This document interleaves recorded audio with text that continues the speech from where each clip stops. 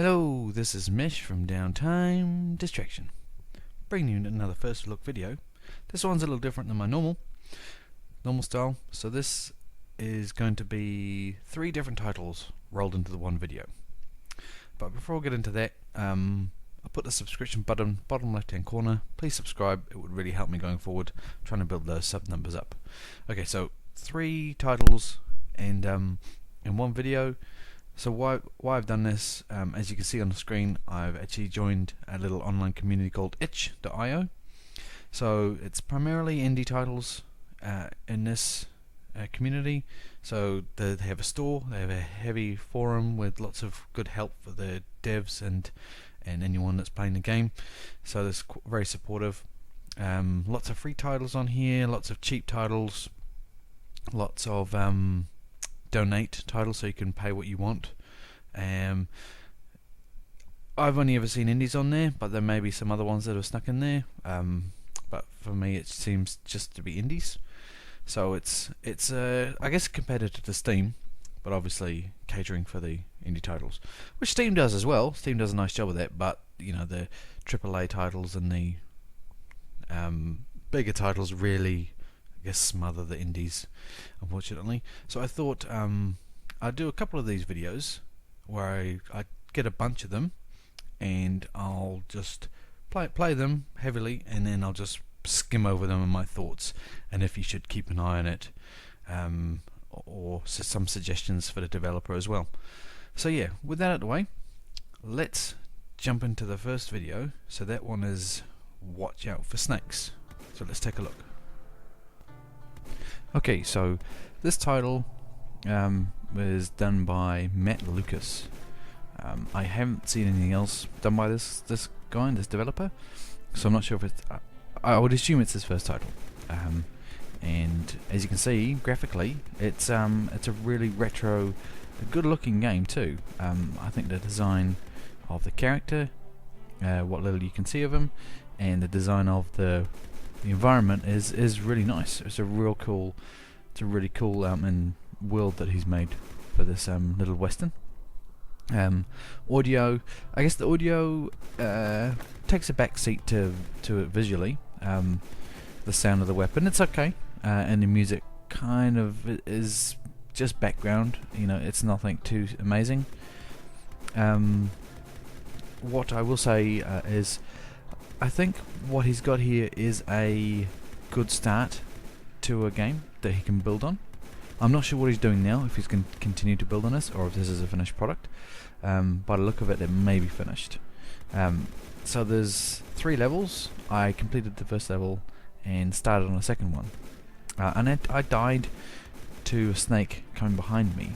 And I guess that's something I should raise, is that the gameplay could be built on so much more. You have limited arcs where you can shoot forward, slightly left, slightly right. To me, that's not enough. I think what he should do with this title is make it so you can shoot 360 degrees and have snakes and other creatures coming from every angle whilst going forward. It becomes very monotonous having things coming from you from the front all the time, because you just run backwards whilst firing. Also, to add to that, to get out of that monotony of a game, you should really have multiple weapons and multiple abilities. Maybe abilities, maybe things like dynamite. You could throw dynamite to keep in the western theme, or maybe a shotgun that you could every now and again load and fire to get a whole bunch of them out of there. Just something to mix it up. I think he's got the basis of a good title here. Got a good looking game, cool art assets, cool style, solid. You know, it's a solid interface. Everything works. Just I think it needs to be developed more. So I'd say maybe keep an eye on it if you like the style. You know, you can download it. Or, you can obviously name your price with this title. But yeah, don't expect too much at this stage. So yeah, I'll leave that one there. I say good basis, but a lot more needs to be done with this title to make it have longevity and a fun title. Okay, so this title here, I've also, before I talk about it, I have put them in order of the game, the ones I liked. So there is a bit of logic behind my madness there. So this is Reap by Daniel Linson. Linson, I think that's correct. He has done a lot of games. If you were to pop across to his profile, you would see he has done at least 15 or 20, and he has 2 of them on Steam as well. So I can't vouch for the quality of those ones, but you know, if you're on Steam, obviously the quality of the product is there, because it has to go through a bit of a quality control. But this title itself, Reap. So as you can see, the graphic design is very simplistic, but the actual user interface, I found it very intriguing and very, I guess, refreshing with what it was doing. As you can see there, the circle in the middle kind of looks like a planet, but it's not. I guess that's your vision, and that's affected by the sun that's spinning round. So as the sun goes round, obviously it gets darker, so your vision it's less, and then your vision increases as it gets lighter. So I thought that gameplay mechanic was a really cool and interesting thing to throw in there. You got, I guess, the main concept behind this game is you're trying to find your map. And then so you're trying to find, so once you get the map, you're trying to find your treasure map. So you're running around this little bunch of islands trying to find your treasure map. And you do get hungry, and you do get tired. So you get too tired, you need to have a quick nap. So that'll make you kind of freeze. And also, if you run out of food, then you're going to die. So you need to eat turnips, but you can also plant the turnips. So there's a little bit of a crafting there. So you can eat the turnip, or you can plant the turnip and produce 2 turnips. And there's other things where you can knock down trees to make bridges and to make rafts. So there's, it's an interesting thing there, and it's kind of, I guess, a little micromanagement that you need to figure out how to get from point A to point B to pick up the part of the treasure map and stay alive. And you can have an item in each hand. So there's a bit, there's a bit of mucking around there, but I enjoyed it. I played it right through till I got the treasure. It took me a couple hours because I tried it. I think I died twice, so I was in for the, quite far in, and I died. But I did enjoy it. I think it's a little bit addictive, as in you want to find the treasure. But yeah, I say this one's worth a look. And if you're obviously like this title, maybe check out his other titles, because there's a lot in there that a similar looking design, visually anyway. So yeah, definitely check it out. It was an interesting couple hours mucking around with it. I don't want to spoil it, but the map really made it tricky, because it doesn't give you any hints. I guess it shows you, depends what difficulty you choose. It gives you a bit of an idea of where the treasure map parts are. But when you solve the puzzle, it's like, well, you're on your own, really. But yeah, if you pick it up, you'll know what I'm talking about. So yeah, I say this one's good. Visually simplistic, audio simplistic, but the gameplay is nice.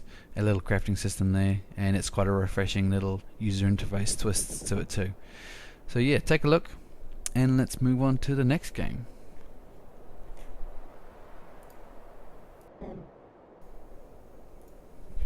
And that takes us on to Slipstream. So this was my favourite out of the bunch.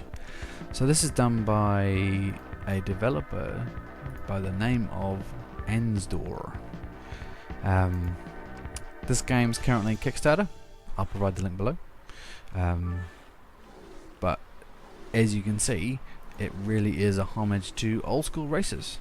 So racing games such as from the 80s and 90s, things like Outrun, Turbo Challenge, and things like Pole Position, I think. Just that first games that came out with this style.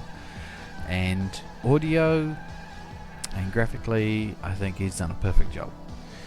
to make a modern game that looks still, I think the visual look of it is cool. I like it, but it's also pays homage to those games in its design. Even the audio quality is good, but it still feels like those older games. Done a fantastic job with both audio and visual. Many times in this game I was just playing it and just grinning because of the nostalgia. So yes, this game has nostalgia in buckets, that's for sure. So at the moment, this was the demo. So there was 3 tracks to choose from. So you see here, you go along and then you can go on to the next track automatically. So it was very cool. So continuous racing. So there's a lot more features coming in the full version if it gets through that Kickstarter. But before we get into that, I just want to just mention there's a cool feature too. I guess it's called the VHS feature. And I don't know if anyone actually remembers VHS playing, but when so here, this footage here of the Neon City is the VHS mode. Everything looks quite blurry, and as if that's the tracking lines going up and down the screen. So that's intentional. And I guess it's just funny. I mean, I guess it would be a funny thing to do if you want to push that nostalgia through the roof.